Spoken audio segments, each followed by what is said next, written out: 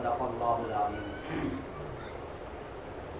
سامعین محترم اور معزز ساتھیو، اللہ تعالیٰ نے جو ہمیں دین دیا اس کا نام ہے دین اسلام۔ یہ ایسا دین ہے جو تمام دینوں میں مکمل اور اکمل دین ہے۔ نہ اس سے پہلے کوئی ایسا بہترین دین آیا تھا اور اس کے بعد تو آئے گا ہی نہیں۔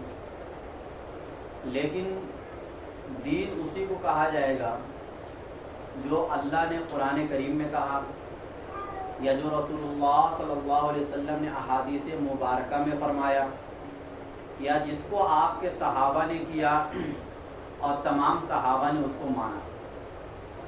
اس کے علاوہ جو بھی چیزیں ہیں وہ دین میں داخل نہیں ہیں۔ ہم اپنی عقلوں سے اگر کسی چیز کے بارے میں کہہ دیں کہ یہ دین ہے، اس کو دین نہیں کہا جائے گا۔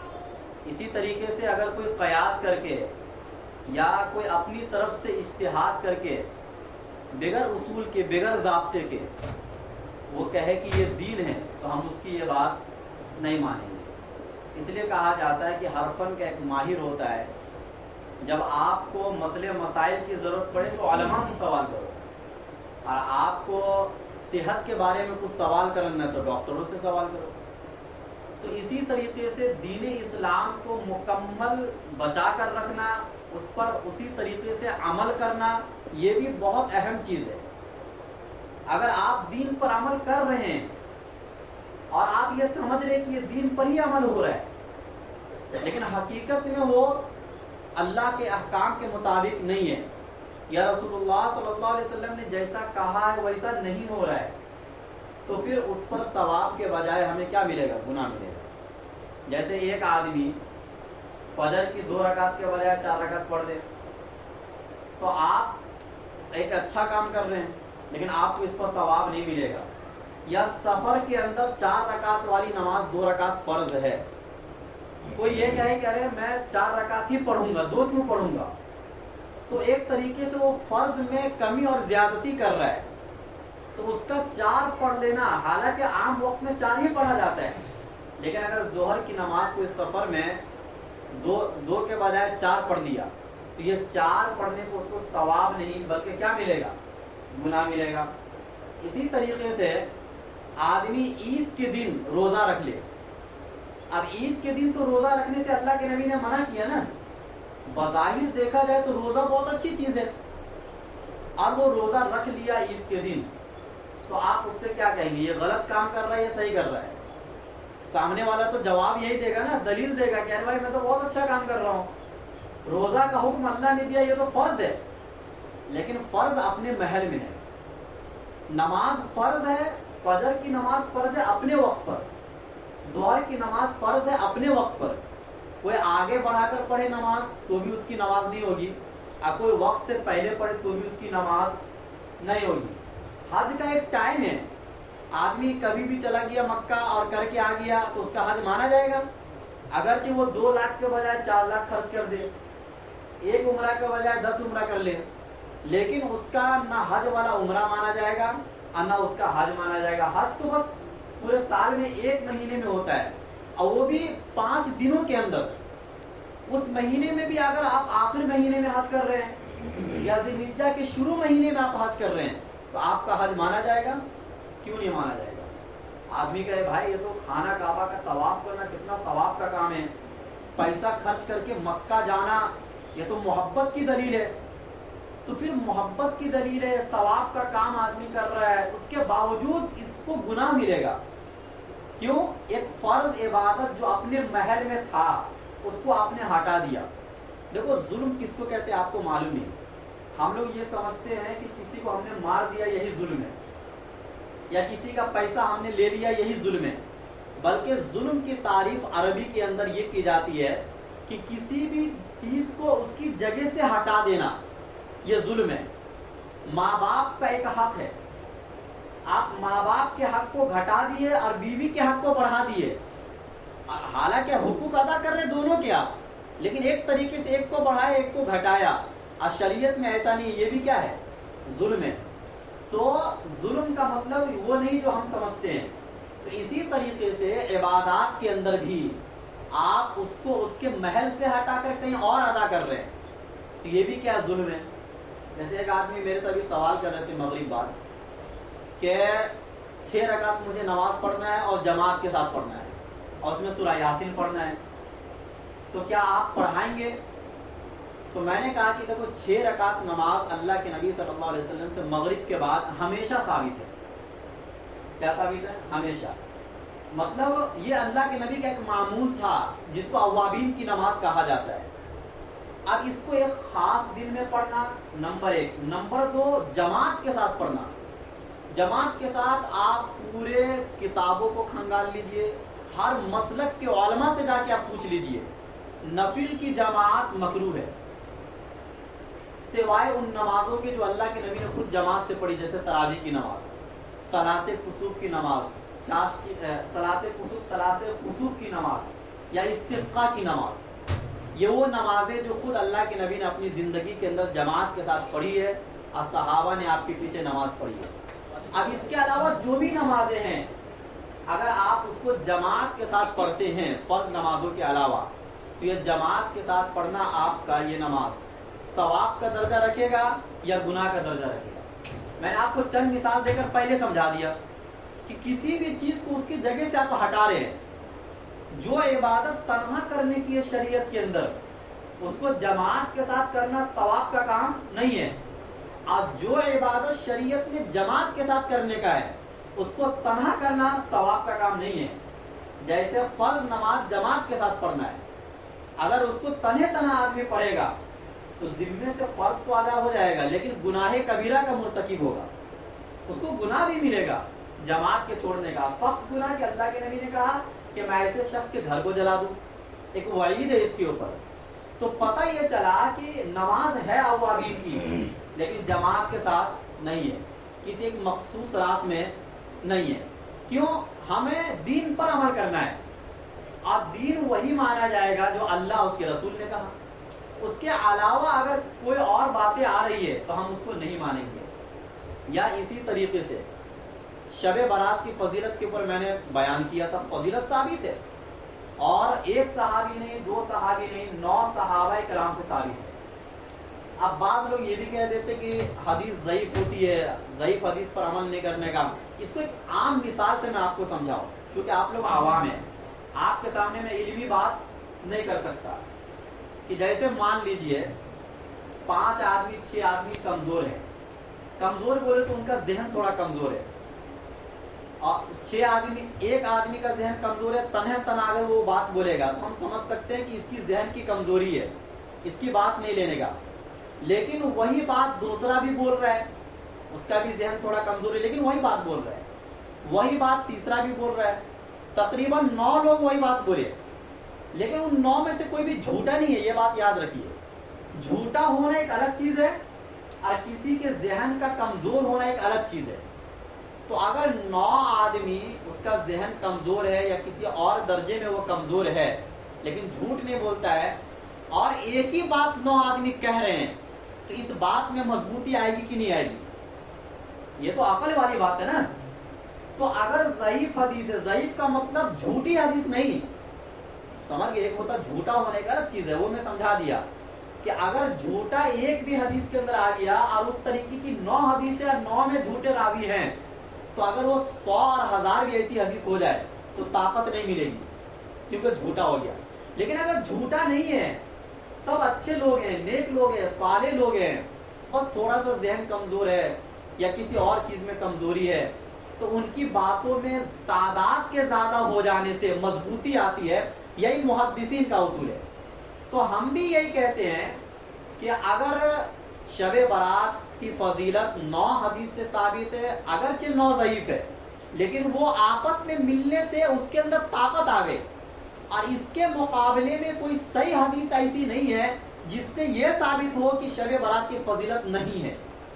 اگر ہوتی کوئی ایسی صحیح حدیث اس کے مقابلے میں مضبوط تو ہم اس کو لے لیتے، اس کو چھوڑ دیتے۔ جیسے اگر 9 آدمی کمزور میں نے بتایا، اور اس کے مقابلے میں ایک آدمی بہت مضبوط ہے، اس کا ذہن بھی بہت مضبوط، اعلیٰ درجے کا آدمی ہے، پورے معاشرے میں اس کی ویلو ہے، اب وہ اکیلا کوئی ایک بات کہہ رہا تھا، اب اس کی بات مانی جائے گی، 9 کی بات نہیں مانی جائے گی، کیونکہ وہ اعلیٰ ہر اعتبار سے۔ تو یہاں پر بھی ایسا ہی ہے کہ 9 صحابہ کرام سے ثابت ہے، الگ الگ حدیث کی کتابوں میں ثابت ہے، الگ الگ سند سے ثابت ہے، اگرچہ ضعیف ہے لیکن اس میں سے کوئی بھی جھوٹا راوی نہیں ہے، یا اس کے مقابلے میں کوئی ایسی صحیح حدیث نہیں ہے کہ جس سے یہ ثابت ہو کہ شب برات کی فضیلت ثابت نہیں ہے. تو اس لیے ہم کہیں گے کہ محدثین کے اصول کے مطابق ہم اس کو لیں گے. ہر فن کا اپنا ایک اصول ہوتا ہے نا، تو حدیث کے فن کا بھی اپنا ایک اصول ہے، لہذا کوئی اس طریقے کی بات کہتا ہے تو اس کی بات نہیں مانی جائے گی، یہ محدثین کے اصول کے خلاف ہے. اب رہا مسئلہ جب فضیلت ثابت ہے تو جتنی فضیلت ثابت ہوگی آپ اتنا ہی لیں گے تو یہ بہتر ہوگا. زائد اس میں بڑھائیں گے وہ بھی صحیح نہیں، اس میں کم کریں گے ایک دم سے انکار کر رہے وہ بھی صحیح نہیں. لہذا اب اس کے اندر چند باتیں ہیں کہ جیسے مثال کے طور پر قبرستان جانا.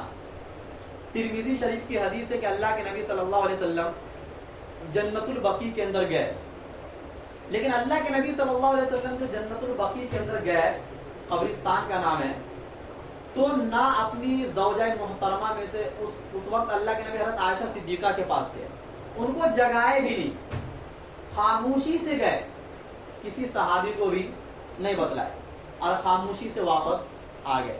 یہ کیا ہوا؟ سنت طریقہ ہوا. اب اس کے اندر آپ جماعت بنا کر جا رہے ہیں یا شور شرابہ کر رہے ہیں یا گھومنے کا ایک ماحول آپ نے بنا لیا، تو اب اس کے اندر کیا ہو رہی ہے؟ زیادتی ہو رہی ہے. یہ زیادتی عبادت بنے گی؟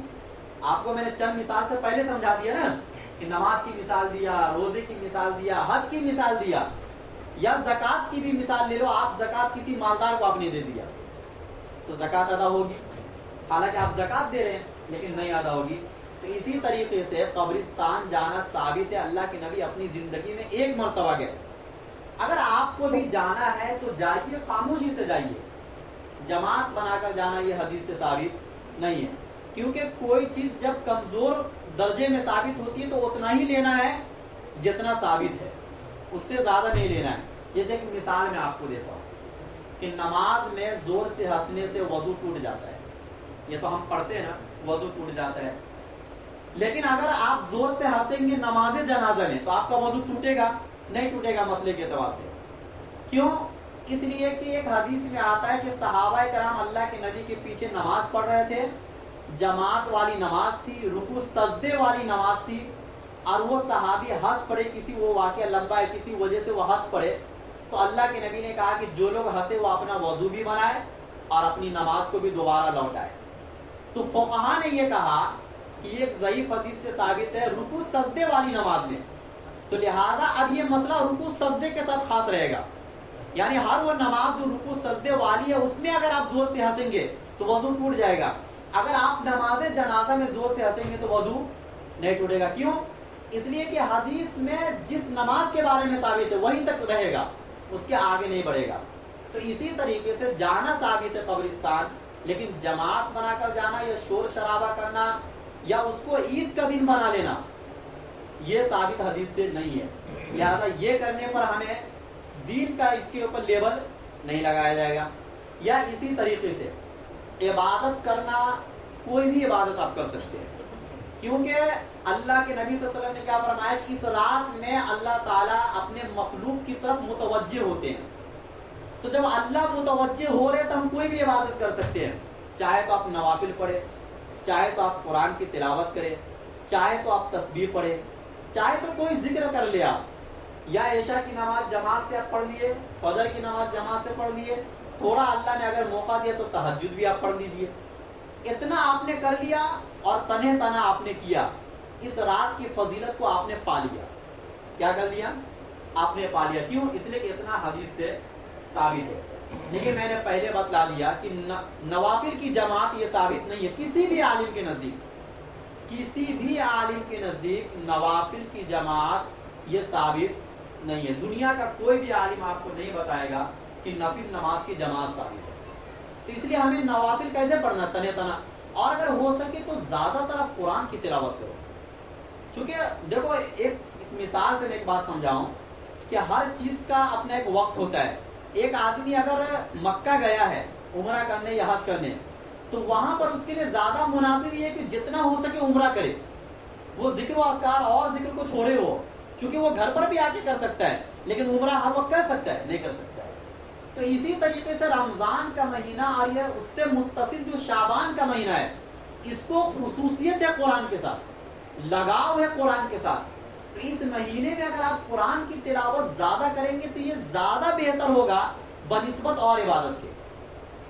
تو مناسب یہ ہے کہ آپ قرآن کے ساتھ اپنا تعلق جوڑو، کیونکہ قرآن سے ہی تعلق نہیں جڑنے کی وجہ سے آج ہم ذلیل ہو رہے ہر طرف. قرآن کو اگر کوشش ہو تو سمجھ کر بھی پڑھو. دیکھو آج کل کا جو ماحول چل رہا ہے نا، اس کو آپ لوگوں کے بول چال کے اعتبار سے مت سمجھو، میڈیا کیا بول رہی ہے، لوگ کیا بول رہے ہیں، بلکہ دنیا کے ماحول کو سمجھو اس طریقے سے جیسے قرآن آپ کو سمجھاتا ہے. تو آپ کے دل میں کبھی بھی مایوسی نہیں آئے گی، کبھی بھی آپ کو خوف نہیں ہوگا. جیسے کہ مثال کے طور پر اللہ تعالیٰ نے سورہ قصص کے اندر موسیٰ علیہ السلام کا واقعہ بیان کیا. تو اس سورت کے اندر کیا فرمایا کہ ان فرعون علا فی الارض وجعل اہلہا شیعا، کہ دیکھو فرعون جو تھا وہ بہت سرکشی کر کے رکھا تھا، ظلم و زیادتی بہت کرتا تھا. اسی طریقے سے لوگوں کو ذات اور برادریوں میں بانٹ دیا تھا، فرقوں میں بانٹ دیا تھا تاکہ کمزور رہے، اور ایک جماعت کو کمزور بنا کر رکھا تھا، وہ یعنی بنی اسرائیل کو جو نبیوں کی قوم تھی، اس کو کمزور بنا کر رکھا تھا، ذلیل بنا کر رکھا تھا، یوں کہو کہ دوسرے درجے کا شہری بنا کر رکھا تھا اس کو. یذبح ابناءہم، بیٹوں کو ذبح کرتا تھا، کہیں آگے چل کے یہ میرے خلاف نہ اتر آئے اگر ان کے بیٹے زندہ رہیں گے. عورتوں کو زندہ رکھتا تھا.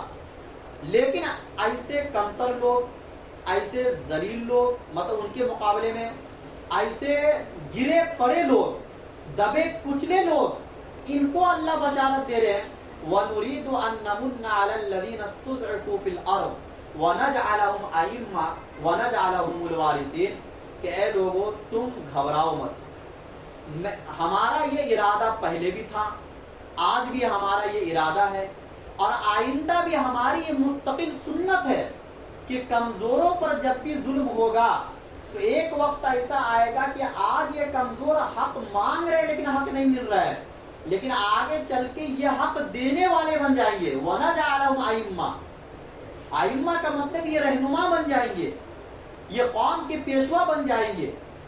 اب دیکھو آج کل کا ماحول بھی تو وہی ہے، ہم گھبرا جاتے ہیں. اگر اس کو ہم قرآن کے حساب سے سمجھیں گے، قرآن کریم کی تفسیر کو ہم سمجھیں گے، تو ہمیں کبھی بھی مایوسی نہیں ہوگی. ہمیں یہ یقین اور بڑھے گا کہ چونکہ اللہ نے کیا کہا، نریدو، ہم ارادہ کرتے رہیں گے ہمیشہ، یہ ہماری مستقل سنت ہے. اور ایک بات اور، آج بہت سے لوگ یہ بولتے تھے ہمارے اعمال خراب ہے، آج ویسا نہیں ہو سکتا ہے، ہم اور مظلوم بنتے جائیں گے. لیکن آپ کو ایک مثال اسی میں سمجھا دوں کہ وہ جو بنی اسرائیل کی قوم تھی جن پر اللہ احسان کرنا چاہ رہے تھے، اوپر اٹھانا چاہ رہے تھے اور اوپر والے کو نیچے گرانا چاہ رہے تھے، اس وقت اگر بنی اسرائیل کی تاریخ کا آپ مطالعہ کریں گے قرآن و حدیث کی روشنی میں، تو وہ تقوی کے کچھ اعلیٰ معیار پر نہیں تھے. وہ سمجھ گئے؟ ایسا نہیں کہ وہ بنی اسرائیل کی قوم تقوی کے بہت اعلیٰ معیار پر پہنچ گئی جس کی بنیاد پر اللہ نے فرعون کو غرق کر دیا، ایسا نہیں ملتا ہے. بلکہ ان میں اعلیٰ معیار والے بھی تھے، درمیانی درجے والے بھی تھے، اور ادنا درجے والے بھی تھے. لیکن اللہ کی ایک مستقل سنت ہے کہ چاہے وہ کیسے بھی ہو، کمزوروں کو ایک نہ ایک دن اٹھانا ہے، یعنی اوپر کرنا ہے، ان کو رہنما بنانا ہے، ان کو زمین کا وارث بنانا ہے. اب سوال پیدا ہوتا ہے کہ پھر اللہ حکومت ظالموں کو کیوں دیتے ہیں؟ تو اگر اللہ تعالی ہمیشہ انصاف پسند لوگوں کو حکومت دے تو اللہ کی قدرت کا مظاہرہ کیسے ہوگا؟ ہمیشہ انصاف کرنے والے، ہر وقت انصافی کرنے والے پیدا ہو، جیسے کہ عیسیٰ علیہ السلام آئیں گے، پوری دنیا انصاف سے بھر جائے گی، تو اللہ کی قدرت کا مظاہرہ ہوگا؟ اللہ کی طاقت کا مظاہرہ اس وقت کیسے ہوا؟ موسیٰ علیہ السلام پیدا ہوئے، کس کس طریقے سے اللہ نے اپنی قدرت کا اس زمانے میں مظاہرہ کیا؟ یہ کب ہوا؟ جب یہ قوم مظلوم بنی. اور اگر اللہ ظالم کو موقع نہ دے تو اللہ تعالیٰ کی جو مستقل سنت ہے یہ کیسے واضح ہوگی؟ یہ اللہ تعالیٰ کے اپنے تعارف کا عجیب و غریب طریقہ ہے. اللہ اپنا تعارف کراتے ہیں نا ہر زمانے میں کہ میں خدا ہوں، میرے علاوہ کوئی رب نہیں، میرے علاوہ کوئی خدا نہیں. یہ اپنے تعارف کا عجیب و غریب ہر زمانے میں ایک طریقہ ہے، اور وہ اسی طریقے سے ہوگا ہر آدمی اگر انصاف پرست ہو گیا اور ہمیشہ حکومت انصاف پرست لوگوں کے ہاتھ میں رہے گا تو یہ ظاہر نہیں ہوگا. اللہ نے کہا وَنُمَكِّنَ لَهُمْ فِي الْأَرْضِ وَنُرِيَ فِرْعَوْنَ وَهَامَانَ وَجُنُودَهُمَا مِنْهُمْ مَا كَانُوا يَحْذَرُونَ. ایک وقت وہ بھی آیا کہ فرعون اور حامان اور اس کے لاہو لشکر کو وہ ڈرتے تھے ان چیزوں سے جس سے اس کو ڈرنا نہیں چاہیے حقیقت میں. مطلب وہ بنی اسرائیل کے قوم سے ڈرتے تھے. یعنی اس آیت نے ہمیں ایک بات بتلائی ہے جو بہت پوشیدہ بات ہے کہ جب کوئی ظالم ہوتا ہے نا تو حقیقت میں وہ مظلوم سے ڈرتا ہے. سمجھ گئے؟ اس کو ڈر لگا رہتا ہے ہمیشہ, مظلوم نہیں ڈرتا ہے. سمجھ گئے؟ یہ آیت نے ہمیں اندر کی بات بتلائی ہے. اب اس کے بعد اللہ نے جو اس زمانے میں جو اللہ کی قدرت ظاہر ہوئی اس کے اسباب کو آگے اللہ نے گنایا کہ کیسے پیدا ہوئے. یعنی پتہ یہ چلا کہ دنیا میں لفظ کن فیکون سے اللہ کام نہیں کرتے ہیں. اگر ایسا ہوتا تو کائنات 1 منٹ میں بن جاتی, لیکن اللہ نے 6 دن اس میں بھی لگایا یہ بتلانے کے لیے کہ دنیا کا کوئی بھی کام میں اپنے لفظ کن فیکون سے نہیں کرتا. یہ قدرت ہے اللہ کی, کر سکتے ہیں. لفظ کن ہو جا وہ ہو جائے گا, یہ اللہ کی قدرت ہے. اور ایسا بہت سارے مواقع پر اللہ کر کے دکھلاتے ہیں. لیکن عام طور سے دنیا میں اللہ کی مستقل سنت یہی ہے کہ وہ اسباب کے دائرے میں انسانوں کے درمیان اس کو ڈالتے ہیں اور پھر ایک وقت میں اس کا نتیجہ نکلتا ہے. اللہ نے حکومت والوں کا بھی نتیجہ بتلایا سورت کے شروع میں, ایسی سورت کے آخر میں مالداروں کا بھی نتیجہ بتلایا یعنی قارون کا. یہ اتفاق کی بات ہے کہ اسی ایک سورت میں اللہ نے دونوں کا ذکر کیا اور دونوں کی ہلاکت کا ذکر کیا کہ دیکھو ان سب چیزوں کے ہونے سے کبھی بھی گھبرانا نہیں چاہیے. آپ کا جو کام ہے وہ کرو. اللہ نے اللہ کے نبی موسیٰ علیہ السلام اس زمانے میں اپنے قوم سے کیا کہا؟ استعینوا بالصبر والصلاۃ, کہ نماز اور صبر کے ذریعے سے مدد طلب کرو کتنا بھی ظلم ہو. اب اگر ان کی قوم کہتے کہ یہ کیا بات ہوئی, صرف نماز صرف صبر, یہ کتنا صبر کرے ہم, کتنا نماز پڑھے ہم, یہ آپ کو نہیں دیکھنا ہے, یہ آپ کا ٹاپک نہیں ہے. اللہ تعالیٰ بہت دیر تک انتظار کرنے کا حوصلہ رکھتے ہیں. جلد بازی انسانوں کی مزاج میں ہے, اللہ کی مزاج میں نہیں ہے. اللہ دیر سے کوئی کام کرتے ہیں لیکن بہت طریقے سے کرتے ہیں اور ایسا کر کے دکھلا دیتے ہیں کہ پھر وہ چیز بہت دیر تک رہتی ہے. جلدی ہونے میں چیز دیر تک نہیں رہتی ہے. تو اللہ تعالیٰ کے اندر یہ حوصلہ ہے. اللہ ایسا کرتے ہیں, کچھ قربانی بھی تو ہمیں دینی پڑتی ہے نا. بغیر قربانی کے دنیا میں نہ جنت ملے گی نہ دنیا میں آسانی ملے گی. تو حالات اگر ایسے ہیں تو ایسے وقت میں ہمیں جو کام اللہ نے کرنے کو دیا وہ کرنا چاہیے.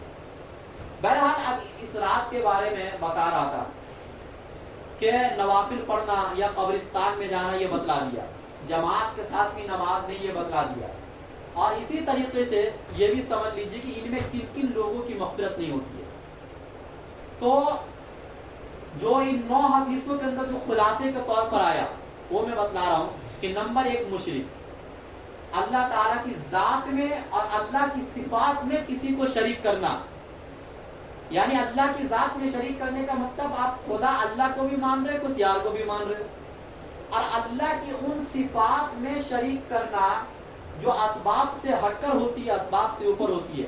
جیسے کہ بچہ اللہ دیتے ہیں, اولاد اللہ دیتے کسی کو بھی, لیکن آپ کا یہ عقیدہ ہے کہ کوئی اور بھی اولاد دے رہی ہے, تو یہ بھی کیا ہے؟ شرک ہے.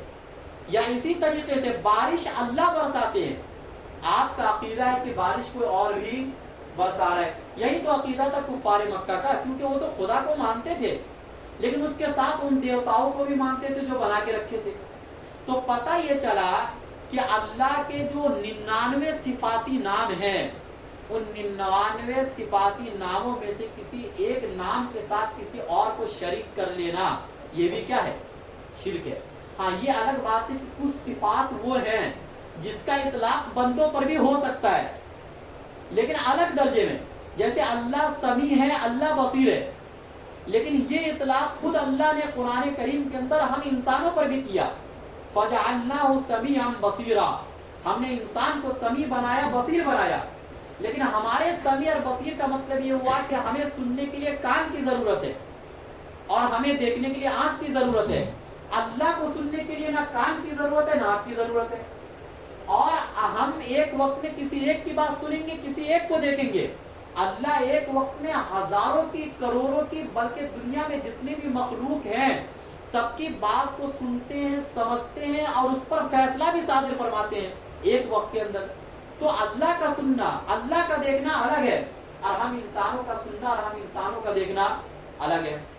اسی طریقے سے ہمارے نبی صلی اللہ علیہ وسلم پر رؤوف الرحیم لفظ رحیم کا اطلاق ہوا، تو اب یہ رحیم ہمارے نبی بھی ہے اور رحیم اللہ تعالیٰ بھی بسم اللہ الرحمن الرحیم پڑھتے ہیں، لیکن اللہ کے رحیم ہونے کا مطلب الگ ہے اور نبی صلی اللہ علیہ وسلم کے رحیم ہونے کا مطلب الگ ہے، کیونکہ انسان اور خدا میں اگر کوئی فرق نہیں کرتا ہے تو وہ کیا ہے؟ کافر ہے پھر وہ، کیونکہ مخلوق اور خالق ایک وہ ذات جو پیدا کر رہی ہے، ایک وہ جس کو پیدا کیا گیا، دونوں میں فرق ہوتا ہے کہ نہیں؟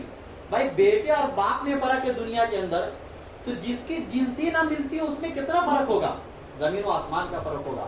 تو لہٰذا ہم لوگوں کو اللہ تعالیٰ اس سے بچائے، شرک سے بچائے اور اس کے مشتبہات سے بچائے، جن جن چیزوں سے شبہ ہوتا ہے، شرک کا شائبہ آتا ہے، ان تمام چیزوں سے اللہ ہماری حفاظت فرمائے، کیونکہ یہ ایسی خطرناک چیز ہے کہ اگر یہ ہمارے دلوں کے اندر آ گیا یا ہم ان چیزوں میں ملوث ہو گئے تو ہمارا جتنا کیا کرایا سب بیکار، اور ہمیشہ ہمیشہ کے لیے انسان کہاں چلا جائے گا؟ جہنم میں۔ ایسے لوگوں کے بارے میں اللہ تعالیٰ نے سورہ کہف میں فرمایا کہ کچھ وہ لوگ ہیں جو دنیا میں بہت اچھے کام کرتے ہیں اور ان کا یہ گمان ہے کہ بہت اچھا کر رہے ہیں، حالانکہ حقیقت میں ان کا کوئی وزن نہیں ہوگا، قیامت کے دن ان کا کوئی وزن نہیں ہوگا، وہ ایمان والے بن کر نہیں اٹھائے جائیں گے۔ تو ایک تو مشرک۔ نمبر 2 زانیۃ بفرجہا، یعنی زانیہ عورت، وہ عورت جس نے اپنا دھندا غلط کاموں کو بنا لیا، اس کو کیا کہا جاتا ہے؟ زانیہ۔ ایسوں کی سزا اسلام میں جب اسلامی حکومت ہو تو کیا ہے؟ رج۔ اگر وہ شادی شدہ ہے تو رجم ہے، شادی شدہ نہیں ہے تو اس کو 100 کوڑے مارے جائیں گے۔ لیکن ہمیں صرف زنا تک نہیں آنا ہے، بلکہ جو اس کے اسباب ہیں اس کی بھی وہی شدت ہے، کیونکہ اللہ نے قرآن کریم میں کہا وَلَا تَقْرَبُوا الزِّنَا إِنَّهُ كَانَ فَاحِشًا وَسَاءَ سَبِيلًا، کہ زنا کرنا تو بہت دور کی بات ہے ایک مومن آدمی کے لیے، زنا کے اسباب تک پہنچنا، یا زنا کے اسباب تک پہنچنے کا مطلب یہ ہوتا ہے کسی لڑکی سے بات کرنا، چاہے آپ بھائی یا بہن بن کر بات کر رہے ہو، آپ کتنا بھی بھائی بہن بول لو یہ گناہ کا کام ہی رہے گا۔ یا اسی طریقے سے آپ کسی کے ساتھ مطلب بد نظری کر رہے ہیں یا کسی کو دیکھ رہے ہیں، یا یہ کہ اس کے ساتھ اٹھنا بیٹھنا آپ کا ہو رہا ہے، غیر محرموں کے ساتھ اختلاط بہت ہو رہا ہے، تو یہ سب زنا کے اسباب میں سے آئے گا۔ آج ہم اس کو زنا کا اسباب سمجھنا چھوڑ دیے تو اس کی بنیاد پر آج زنا زیادہ ہے۔ اللہ نے، چونکہ اللہ ہماری فطرت کو سمجھتے ہیں، اللہ نے ان تمام راستوں کو پہلے ہی روک دیا جن راستوں کے ذریعے سے آپ زنا تک پہنچ سکتے تھے، اور اس پر بھی اسی طریقے کا وعید ہے اور اسی طریقے کا گناہ ہے جیسے زنا کے اوپر ہے۔ ہاں یہ الگ بات ہے کہ زنا بہت خطرناک گناہ ہو جاتا ہے، جب آدمی وہاں تک پہنچ جائے تو پھر اس کے بعد کچھ بچتا ہی نہیں ہے۔ بعض حدیثوں میں بتایا ہے کہ جو آدمی زنا کرتا ہے اس کا ایمان نکل جاتا ہے، بعض حدیثوں یعنی اس وقت تک وہ مومن ہی نہیں رہتا ہے۔ اب جب اس وقت تک وہ مومن نہیں ہے تو پھر اس کو فوراً پورا کلمہ پڑھنا پڑے گا، پھر سے اسلام میں داخل ہونا پڑے گا۔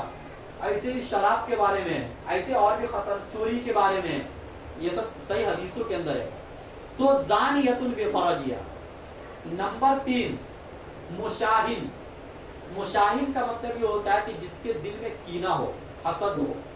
اللہ کے نبی صلی اللہ علیہ وسلم نے ایک حدیث کے اندر فرمایا کہ ایاکم والظن، تم گمان سے بچو، کسی کے بارے میں بدگمانی سے بچو۔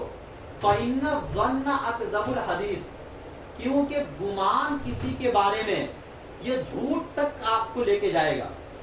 آدمی نا بہت سارے لوگوں سے حسد جو کرتا ہے یا بہت سارے لوگوں سے لڑتا ہے، جھگڑتا ہے، یہ بدگمانی کی بنیاد پر۔ اسی لیے کبھی بھی کسی سے کوئی معاملہ ہو تو پہلے تحقیق کر لو پھر بدگمان ہو۔ یا ایھا الذین آمنوا اجتنبوا کثیرا من الظن، اے ایمان والو تم بہت سے برے گمان سے بچو۔ تو گمان بہت بری چیز ہے۔ پھر آگے اللہ کے نبی نے فرمایا ولا تجسسوا ولا تحسسوا ولا تباغضوا وکونوا اخوانا، کہ تم کسی کے عیب کے پیچھے نہ پڑو. آج یہ ہم مسلمانوں میں بہت زیادہ ہو گیا. کسی کے عیب کو تلاش کرنا ہمارا شیوا بن گیا, یہ ہماری عادت بن گئی. اب دیکھو یہ سب چیزیں حدیث میں ہیں لیکن اس کو کوئی نہیں کرتا ہے, اس پر کوئی عمل نہیں کرتا ہے. اس کے علاوہ سب کام ہم کریں گے لیکن جو ہے وہ نہیں کریں گے. بھائی کسی کا عیب ہے اس کو رہنے دو, اس کے پیچھے پڑنے کی کیا ضرورت ہے. اور کسی کے ٹون میں نہ لگو, چپکے سے دیکھ رہے بھائی یہ کیا کر رہا ہے. ولا تحاسدوا, حسد مت کرو. حسد ایک ایسی چیز ہے کہ جو انسان کے ایمان کو کھاتا ہے. جیسے کہ آگ لکڑی کو کھا جاتی ہے, ایسے ایمان کو حسد کھا جاتا ہے. حسد کرنے والا آخر وقت میں وہ جہنم میں ہی جاتا ہے پھر, کیونکہ اس کے پیٹ کو قبر کے علاوہ کوئی چیز نہیں بھر سکتی ہے. کیونکہ جس کو حسد کی عادت لگ گئی پھر وہ اس میں حسد ہی کرتا رہے گا. اس کو جو نعمت ہے اس پر بھی خوش نہیں ہوگا وہ, کیونکہ حسد کا مطلب ہوتا ہے کسی کے پاس جو نعمت ہے وہ ختم ہو جائے. اب اللہ چاہ رہے کہ نہ ختم ہو اور آپ چاہ رہے ختم ہو جائے, یہ حسد ہے. تو الٹا ہو جاتا ہے یہ, گویا کہ اللہ کی تقدیر کے برخلاف آپ فیصلہ کرنا چاہ رہے ہیں, آپ خدا بننا چاہ رہے ہیں. تو آج کل بہت سے لوگ خدا بننے کا دعویٰ تو بہرحال کوئی نہیں کر سکتا ہے, لیکن ایسے کام کر رہے ہیں کہ دنیا ہمارے حساب سے چلے, دنیا کے موسم ہمارے حساب سے ہو, دنیا کے حکمراں ہمارے حساب سے ہو.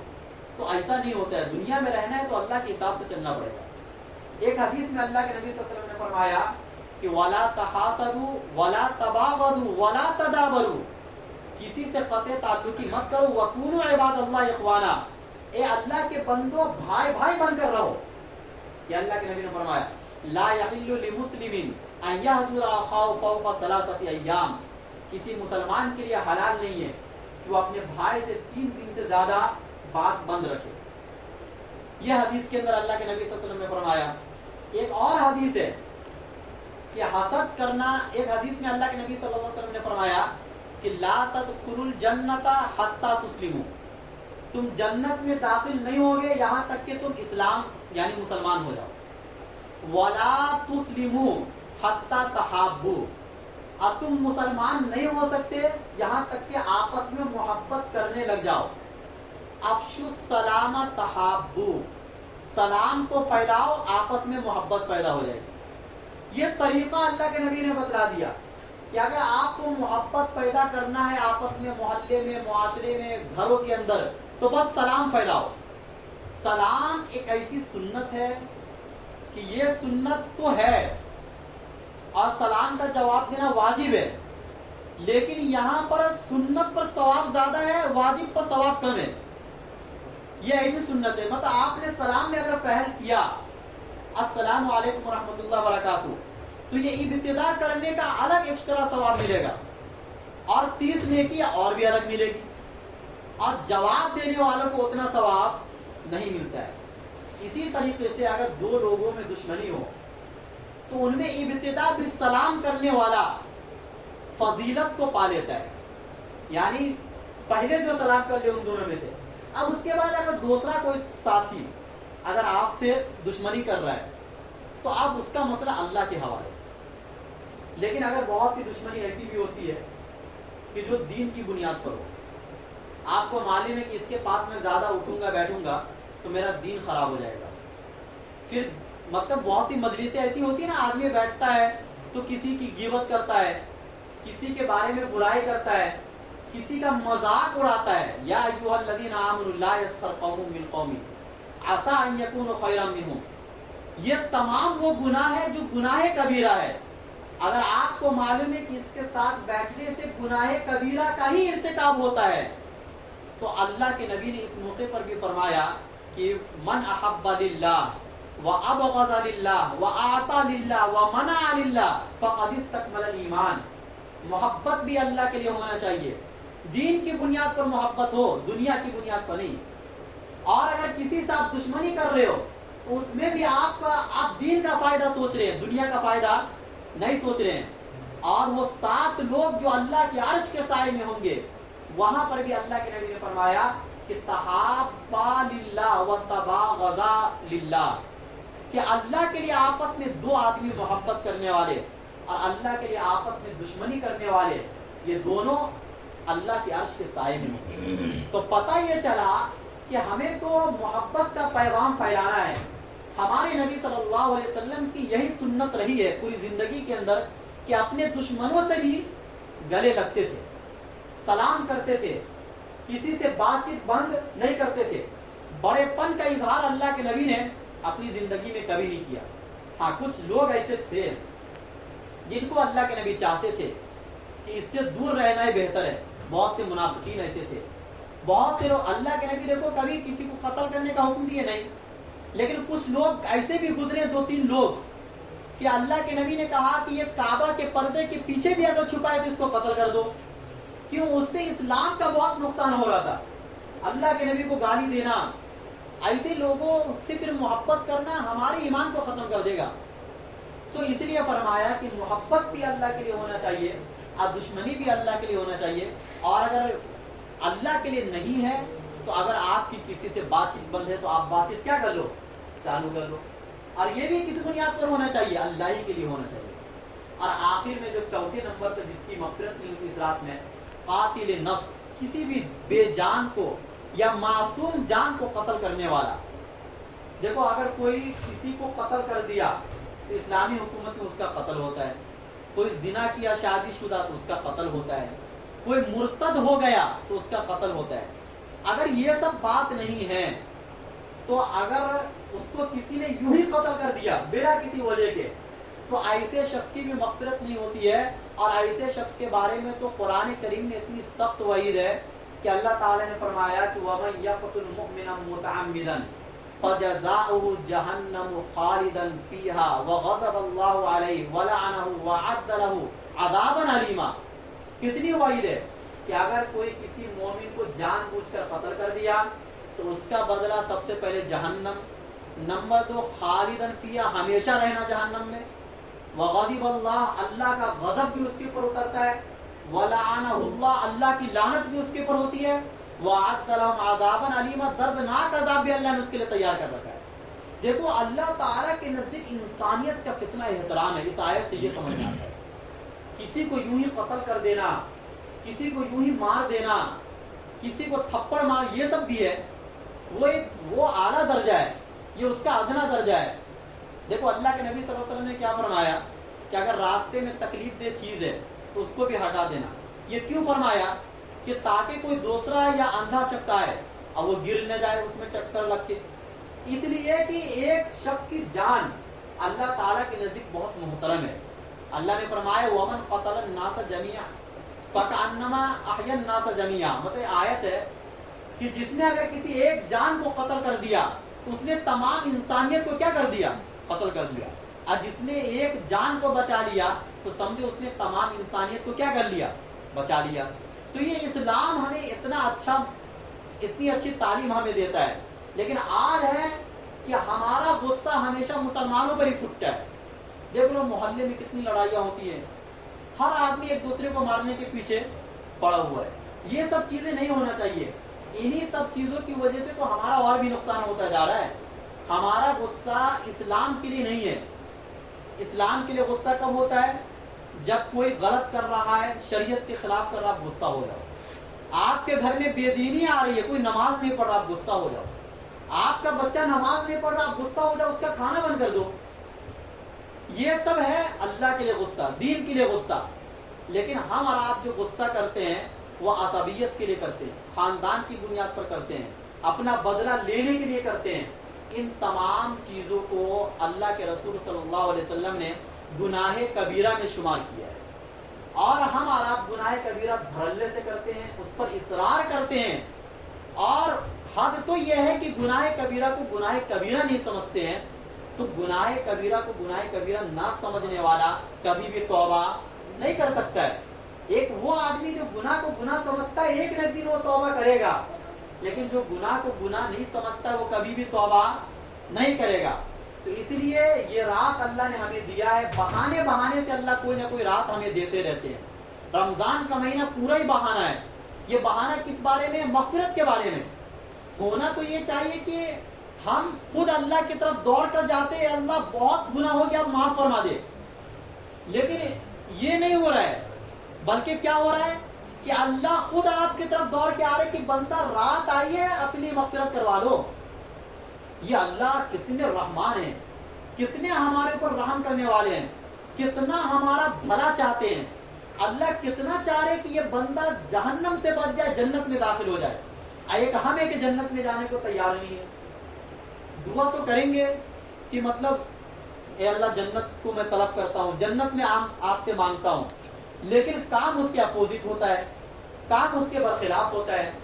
تو کام اس کے برخلاف ہونے سے نقصان ہمارا ہے. پھر ایسی راتوں میں بھی آپ کی مغفرت نہیں ہوگی. تو اس لیے ہم اور آپ کوشش یہ کریں کہ جب ہم جنت کو مانگتے ہیں تو اعمال بھی کون سے ہونے چاہیے, جنت والے اعمال ہونے چاہیے, اور جنت کو طلب کرنے کی کوشش کرنا چاہیے. ایسے راتوں میں جبکہ خود اللہ اعلان کر رہے ہیں تو ہمیں لپک کر اللہ تعالیٰ سے لینا چاہیے. اور خاص طور سے جب رمضان کا مہینہ قریب آ گیا ہے تو اس کے لیے ہمیں بھرپور تیاری کرنے کی کوشش کرنی چاہیے. روزہ رکھے زیادہ سے زیادہ, کوئی ایک دن 2 دن نہیں, کئی دن بھی رکھنا چاہیے. اس سے کیا رمضان میں روزہ رکھنا آسان ہو جاتا ہے. دوسرے نمبر پر ہم تلاوت میں اضافہ کر دیں, یہ بہت بڑی چیز, اس پر ہر ہفتے سمجھایا جا رہا ہے, کیونکہ یہ آج امت سے چھوٹ رہا ہے, بہت لوگوں سے چھوٹ رہا ہے. ایک دم سے ہم نے اللہ کے کلام کو ایک دم سائڈ کر دیا ہے. گھروں میں ایک کونے میں ایک طاق میں پڑا ہوا ہے, دھول گرد و غبار پڑے ہیں, کوئی فکر نہیں ہے. یہ چیز نہیں ہونا چاہیے. آپ ہر کام سے پہلے کیا کرنا ہے, آپ جب صبح اٹھے, اولاً تو ہمیں تو فجر کی نماز پڑھنے کی توفیق مل جائے وہی بہت بڑی بات ہے. لیکن فجر کی نماز اگر پڑھنے کی کسی کو توفیق مل رہی ہے تو اس کا پہلا کام ہونا چاہیے قرآن کی تلاوت. اگر آپ دن کا آغاز قرآن کی تلاوت سے کریں گے تو انشاءاللہ آپ کی زندگی میں برکت ہی برکت ہوگی. اللہ تعالی ہم سب کو قرآن کریم سے اپنا تعلق جوڑنے کی توفیق نصیب فرمائے, اور جس کو قرآن کریم پڑھنا نہیں آتا اس کو سیکھنے کی اللہ تعالیٰ توفیق نصیب فرمائے. وآخر دعوانا ان الحمدللہ رب العالمین. مختصر سے دعا کریں. بسم اللہ الرحمن الرحیم. اللهم صل علی محمد وعلى آل محمد كما صليت على ابراہیم وعلى آل ابراہیم انك حمید مجید. اللهم بارك على محمد وعلى آل محمد كما باركت على ابراہیم وعلى آل ابراہیم انك حمید مجید. ربنا آتنا في الدنيا حسنة وفي الآخرة حسنة وقنا عذاب النار. ربنا ظلمنا أنفسنا وإن لم تغفر لنا وترحمنا لنكونن من الخاسرين. ربنا هب لنا من أزواجنا وذرياتنا قرة أعين واجعلنا للمتقين إماما. اللهم ارحمنا يا أرحم الراحمين.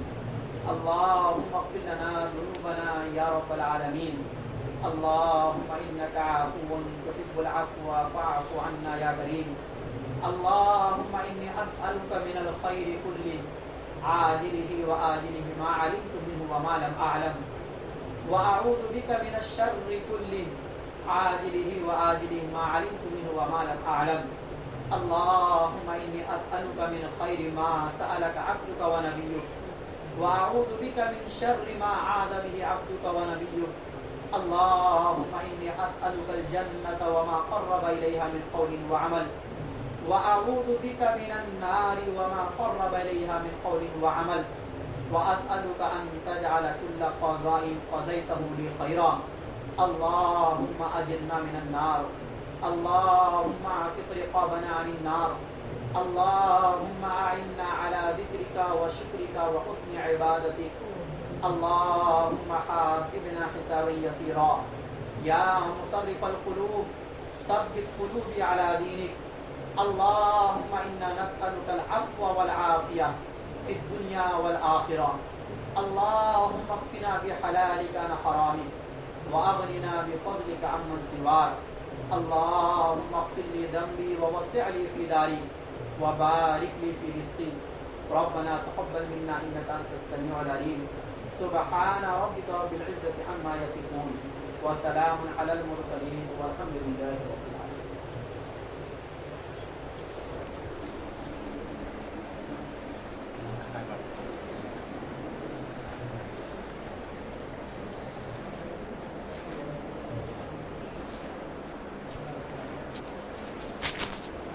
بھائی ساتھیوں کے لیے چائے کا اوپر انتظام ہے, چائے پی کے جائے ساتھی.